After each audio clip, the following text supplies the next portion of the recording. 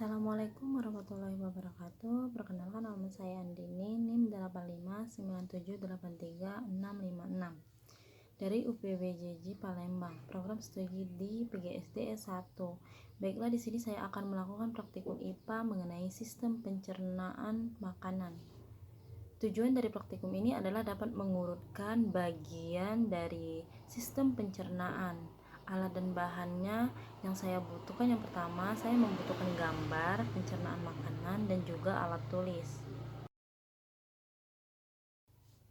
Sistem pencernaan makanan adalah sistem yang sangat penting yang membantu manusia mencerna makanan dan minuman yang mengonsumsi menjadi zat yang mudah dicerna oleh tubuh, lalu akan diambil berbagai kandungan pentingnya sehingga bermanfaat bagi organ dalam dan bagian tubuh secara keseluruhan.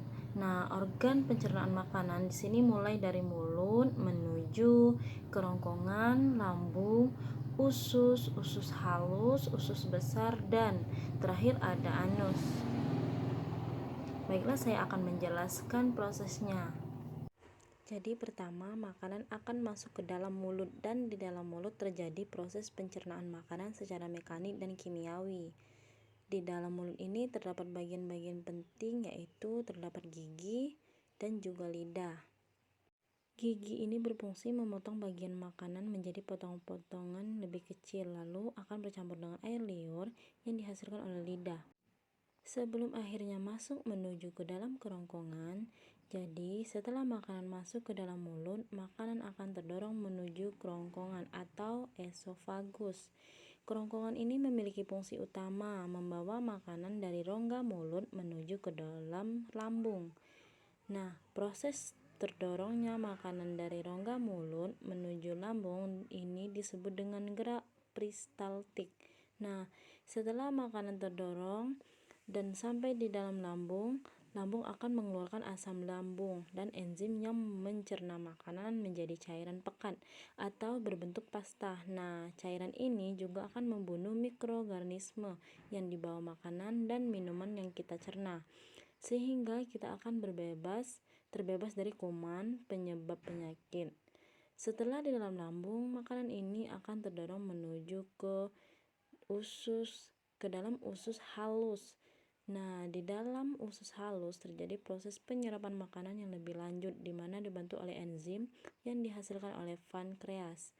Nah, usus halus terdiri dari 3 macam. Ada usus 12 jari yang disebut duodenum, ada usus kosong yang disebut jejunum, dan juga usus penyerapan yang disebut ileum. Panjang rata-rata usus halus manusia itu sekitar 6-7 meter, dan dindingnya itu terdiri dari fili dan mikrofili yang membantu penyerapan nutrisi dan juga sari-sari makanan lebih cepat dan banyak. Setelah itu, makanan akan menuju ke dalam usus besar.